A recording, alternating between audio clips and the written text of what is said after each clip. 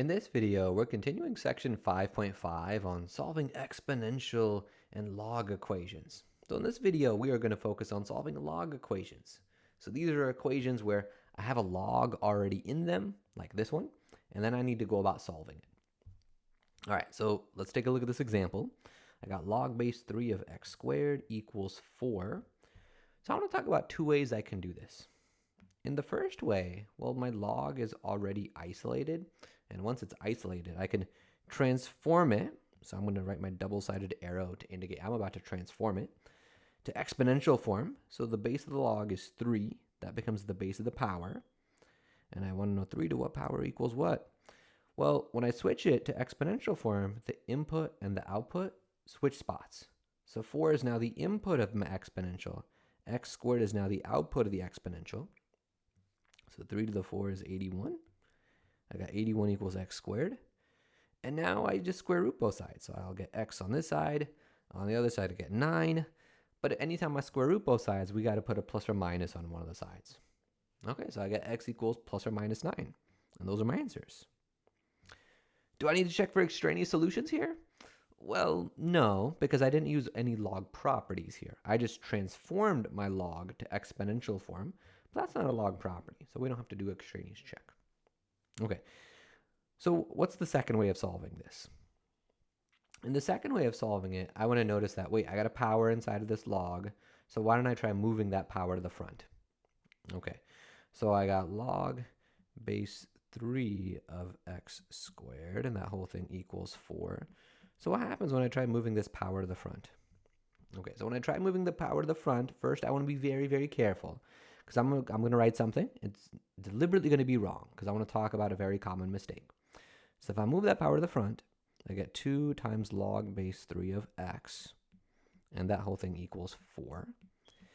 Okay, and it turns out this is not quite right. And the reason why is we have to be very careful about when we use this power rule with variables. Because when I have variables in there as well as powers, well, I might run into situations where one of these things is undefined, but the other one is defined. So, well, let's think about that. If I think about this thing that's inside of this log, this x squared, and I think about what I'm allowed to plug in. Well, the x value can be positive, or it can be negative. Because when I square it, even if I was plugging in a negative, the squared would get rid of the negative and it would turn it positive. The only thing that x cannot be is 0. X just cannot be 0. Because if I plugged in 0, 0 squared is 0, and I can't do log of 0. That's undefined. Okay, but if I look at what I ended up with after I pulled the 2 out, well, now the inside is just x. But this x, unfortunately, cannot be negative. Otherwise, this would be undefined. So the problem here is that this x, it can't be negative. I can't plug a negative number in for x anymore. But in the original problem, I could plug a negative number in for the x. And the squared got rid of the negative. So how do I fix that? Well, we've seen this in previous videos of the section. We need to put an absolute value around the x. So we need an absolute value so that we can still plug in negative x values. Like I was able to plug in negative x values in the first step, so even after I simplify it with a log property, still got to be able to plug in negative x values. So I need the absolute value to do that. Okay, so all right, let's continue solving. Now I can divide the 2. So I'll get log base 3 of absolute value of x. So this will equal 2. So I isolate the log.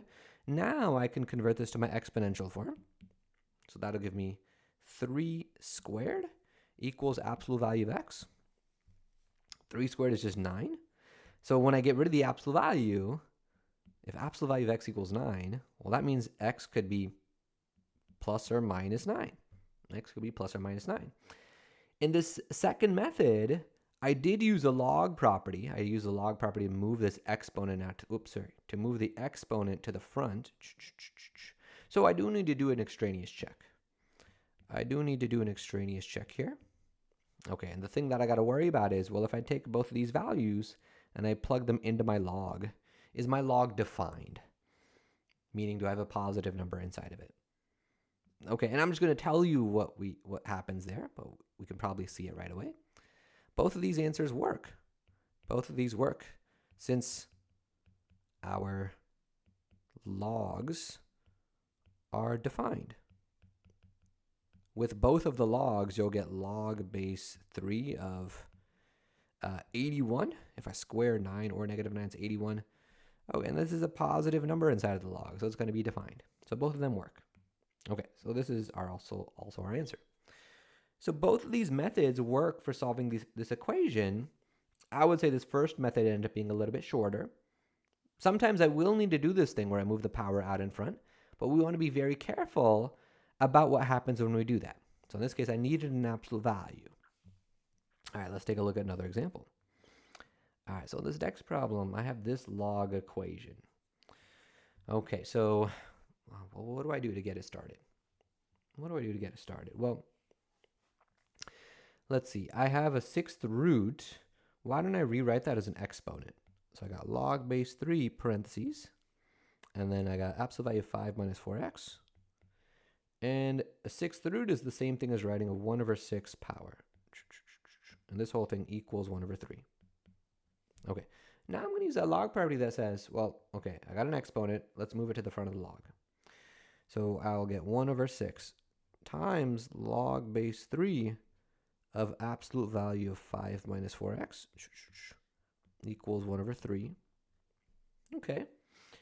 I don't need to worry about, whether the thing that's inside now is positive or negative, because it had an absolute value in both of them. So that's going to guarantee that it couldn't have been negative in either one. Okay. So I need to isolate the log. And right now this 1 over 6 is in the way. So to get rid of it, let's multiply both sides by 6. Multiply this by 6. Multiply this side by 6. So on the left-hand side, it'll cancel the 6's. And I'll just get log base 3 of absolute value of 5 minus 4x. On the other side, well, 1/3 times 6 is just 2. Now my log is isolated, so I can transform it to exponential form. So the base of the log becomes the base of the power. And then I swap the role of the input and the output. So I'll get 3 squared equals absolute value of 5 minus 4x. Okay, so, well, what's 3 squared? Well, 3 squared just equals 9. And now what I'm left with is I just have an equation that's got an absolute value. Okay, but we've solved equations with absolute values, kind of going back to like the third week, I think, of our class. Okay, so once it's isolated, the absolute value is already isolated. I split it up into 2 cases where the thing that's inside of the absolute value, that stuff, the 5 minus 4x, it could be equal to one of 2 things. The stuff that's inside could either be equal to the junk that's over here, 9, or it could be equal to the negative of that junk, or it's equal to negative 9. Okay, now I solve both of these. So in this first equation, I can move 4x over to the left to make it positive. I can subtract 9 to the other side. So this equals negative 4. And then dividing, I get x equals negative 1. All right, awesome. Similarly, if I rearrange terms here, I'll get positive 4x equals 14. And then if I divide the 4, I get 14 over 4, which simplifies to 7 over 2. Simplifies to 7 over 2. Okay. Do I have to check for extraneous solutions? Well, did I use log properties? Yeah, I did. I moved the power out to the front, so I did use a log property. So we do have to check. We do have to check for extraneous solutions. Okay, and what I'm worried about is, well, when I take these numbers and I plug them into my original equation, into my logs, are my logs going to be defined? Will I have positive values on the inside of my logs? Okay, and I'm just going to tell you what happens when we plug both of them in. But so when we plug in x equals negative 1 and 7/2, the inside of the log is positive. So we are good. So we are good. Both answers work. So x equals -1 as well as 7/2. Both answers work. Okay. All right. Okay, let's take a look at another example. All right, for this next one, I have a fractional thing. I have a couple of logs. I got log base 4 of x squared, and I have log base 4 of x. Okay, so I want to solve this. Well, we might notice that there's a power inside of this log. Why don't I move it to the front? Okay, so if I do that, I get 5 over 2 coming to the front times log base 4 of x, and then I got that -1 in the denominator.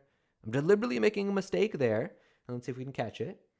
And then I got plus my log base 4 of x, and this whole thing equals 4. So give this video a quick pause for 30 seconds.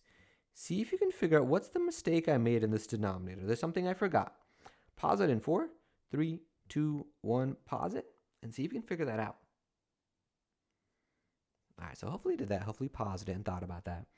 So we did a similar simplification earlier in this video. Because of this x squared, like this x could be negative or positive. X could be negative or positive. But if I move the 2 out to the front, well, now this x is not allowed to be negative because then my log would be undefined. So to fix that, we need to put some absolute values around it. We need to put some absolute values around it so that this x also can be negative or positive. Okay. So, well, it turns out that's kind of... Okay, so what can I do with this now? This log has an absolute value on the x, but this one doesn't. So I get to simplify this absolute value a little bit further. So because this log doesn't have an absolute value on the x, that actually means that x can only be positive. X can only be positive. Like if I were to think about the domain of this function, based on this log, I can only plug in a positive value for x. Based on the other log, I could plug in a negative value, because when I square it, it becomes positive. But overall, in the whole function, I can't plug a negative in because this log will be undefined. Okay, so overall, that means my domain is just parentheses at 0 onwards to infinity. I can only plug in positive values. So because of that, because x is only positive, I can simplify this absolute value. My absolute value of x that I have, well, if I know that x is positive, and I'm taking the absolute value of a positive thing, well, that's just that number. It's just x. I can just remove the absolute values because I know x is positive. Okay, so that's kind of nice. So I get 5 over 2 log base 4 of x minus 1, and then plus log base 4 of x equals 4. So one of the things that you might wonder is, like, wait, why did we even bother with this absolute value step if it just ended up going away and just becoming x?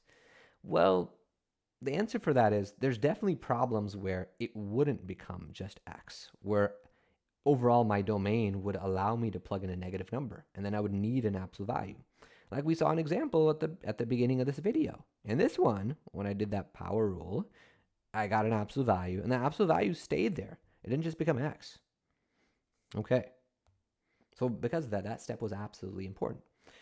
So, well, how do I solve this now?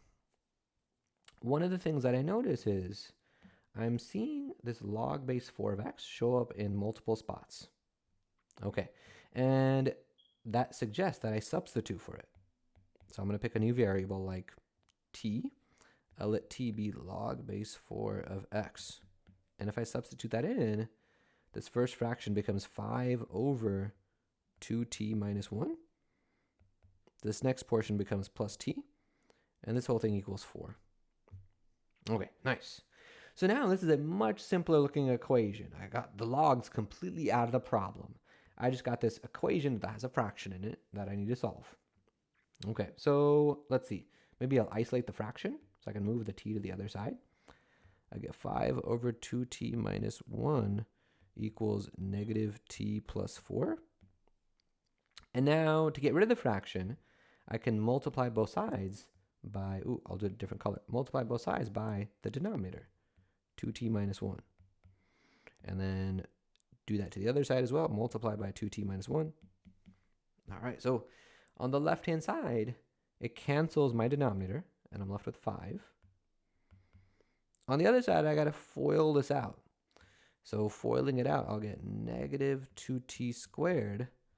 Multiplying the outer terms, I get plus t. Multiplying the inner terms, I get plus 8t. And multiplying the last terms, I get minus 4. Okay, so the fraction's gone, and I'm getting a quadratic. Let's move all the terms to one side so I can solve this thing. So maybe, I don't love the negative coefficient. Let's move this to the other side to make it positive. So I'll get positive 2t squared. I'll get minus 9t. And then adding the 4 to the 5, I'll get plus 9. I'll get plus 9. And this whole thing equals 0. Okay, so we got this. 2t squared minus 9t plus 9 equals 0. Alrighty. So let's think about how this factors now. Let's think about how this thing factors. I got this quadratic. Let's try to factor it. Okay, so I'm going to try this by trial and error. So when I factor it, this first term, I know I need to have a 2t and a t in these first two spots because they got to multiply to give me the t squared. Okay, so I know that I need those there. And then these last two terms, they got to multiply to give me 9. And I need to pick them in such a way that once I FOIL this whole thing out, I'll also end up with a minus 9t. And that's where some trial and error comes into play. So pause the video for a minute and try that on your own first. See if you can do this thing by trial and error. If you get stuck after a minute with trial and error, then try splitting the middle. Pause it in 4, 3, 2, 1. Pause it and try this. All right, so hopefully you did that. Let's talk about it though. Let's talk about it now. So it turns out what works is putting a 3 here and a 3 here and making both of them negative. And you could check it, but when I FOIL it out, I get back what I had before. So now, based on this first parentheses, t equals 3 over 2. And then from the second one, I get t is 3. Okay, so I got my values for t, but because I made a substitution, I got to plug back into my substitution. So doing that, I get, I'll get log base 4 of x could be equal to 3 over 2. Or I get log base 4 of x could be equal to, what's the other value? 3. Okay. So let's transform each of these to exponential form. So the first one becomes 4 to the 3/2 power equals x. The other one becomes 4 cubed equals x. The second one's easier. 4 cubed is 64. Nice. Okay. If I have a fractional power, remember the numerator is the power, the denominator is the root. And as we've seen, it's usually better to do the root first because we work with smaller numbers. So this 2 is the type of root. I get a square root of 4. The 3 is the power, so I cube that. Well, square root of 4 is 2, and 2 cubed is 8. So I'm getting 8 equals x. So overall, at the end of this, I'm getting x equals 8 as well as x equals 64 for my answers. Okay, do I need to check for extraneous solutions? Did I use log properties? Well, yeah, I did use log properties. When I moved this 2 out to the front, I used a log property. But the only thing that I got to check is if I take these answers and I plug them back into the original problem, into each of the logs, will I have a positive number inside for both of them? And it's not hard to tell that when I plug both of these numbers in, they both work. So we do got to check. But when I check, both of the answers make the logs defined. So they both work. Okay, so I'm getting x equals 8 and x equals 64. Alrighty. So let's end this video with one more example. Let's take a look at one more example here. Okay, and we've been upping the difficulty with some of these. So whereas I think the one we started with was kind of more straightforward. We were ready to transform it right away. We've been, I think, progressively upping the difficulty and taking a look at some more challenging log equations. Okay, so let's end the video with one final example. Okay, so I got log base 2 of something plus log base 2 of something. That equals log base 4 of something. So one of the big things that I want to mention strategy-wise here is if we're solving a problem where we have logs that have different bases, and I see 2 as a base, I see 4 as a base in the problem, so I got some different bases, then we need to use change of base. We are going to need to use change of base to make the bases become the same. So like, for example, with log base 4 of 1600, let's change this base because the other two bases are the same. So I think it's going to be easiest to just change this log base. When I change the base of the log, it turns it into a fraction. And I could pick whatever I want for the bases as long as I pick the same thing on the top base and on the bottom base. Okay, so I want to pick the base to be 2, so then it matches the bases on the other side. And remember the shortcut for, the memory trick for remembering what goes in these spots. If I look at the numbers 1600 and the 4, which number is written higher up on the page? Well, 1600 is higher up on the page because 4 is way down low because it's a subscript.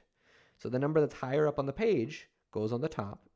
The number that's lower on the page goes inside of the log on the bottom. So that's my change of base over here. On the other side, I'm going to use a log property because if I'm adding 2 logs and they have the same base like these do, that'll make 1 log, and then I multiply the insides together. So I multiply x plus 2 times x minus 1. Okay. Coming back to my change of base, well, one of these logs simplifies really nicely. Like I can do log base 2 of 4.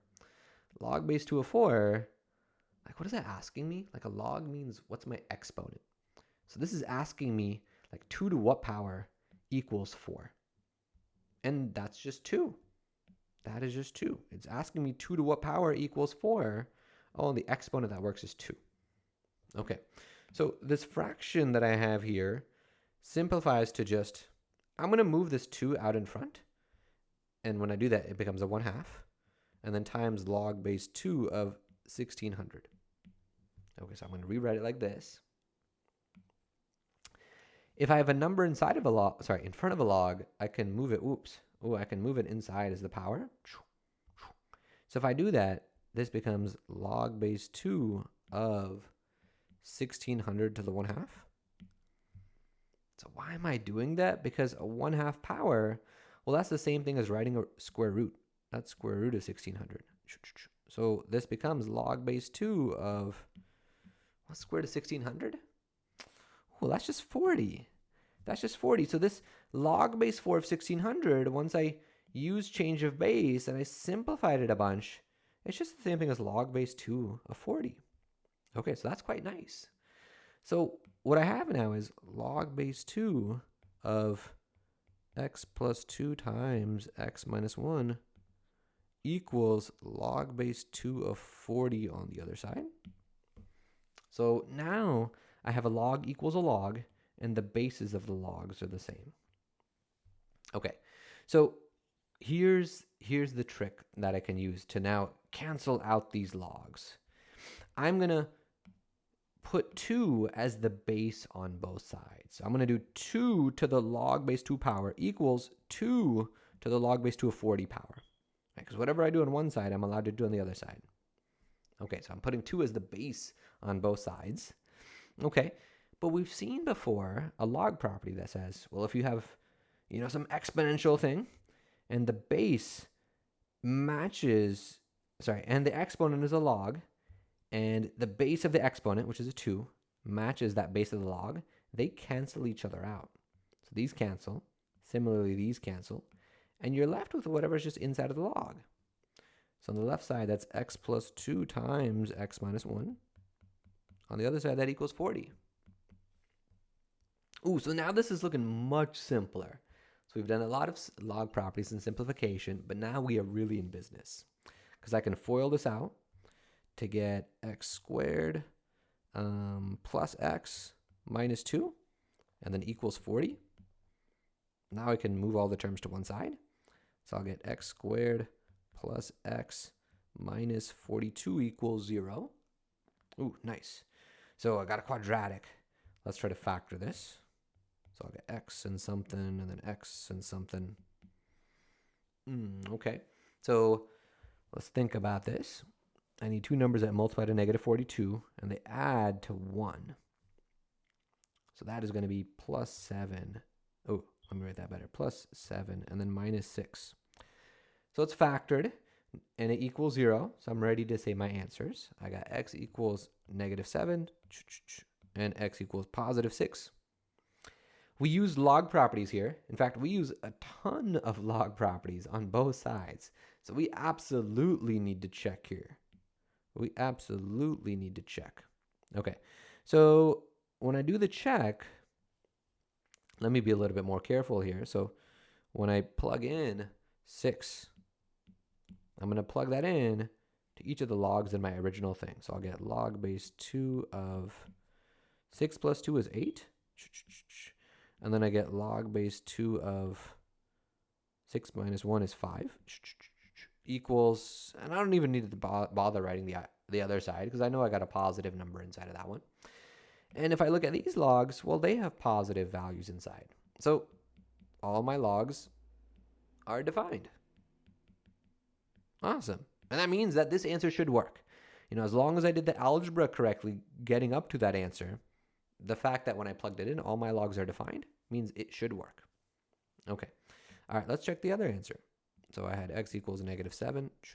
If I plug that in, I'll get log base 2 of negative 7 plus 2 is negative 5. Ooh, I already know this is going to be bad, but just for thoroughness, let's plug it into the other one as well. Plus log base 2 of negative 7 minus 1 is negative 8. And then equals scribbly line. I don't have to bother with this one because I already see that this one's positive. But I have negative numbers inside of both of these logs, which means actually both of these logs are undefined. So as a result, this answer is definitely not going to work. It is extraneous. So I'll indicate it's extraneous. So then my final answer is just x equals 6. And there we have it. Okay, so recap. In this video, we talked about how we solve equations that have logs in them. So I can use log properties as we did in this problem. And even in this problem, I move the power out to the front. And this problem, I move the power out to the front. I can definitely use log properties sometimes to solve them. The other key strategy was, well, if I have a log, I typically want to try to isolate it and get it on one side by itself so that I can transform the equation then to exponential form.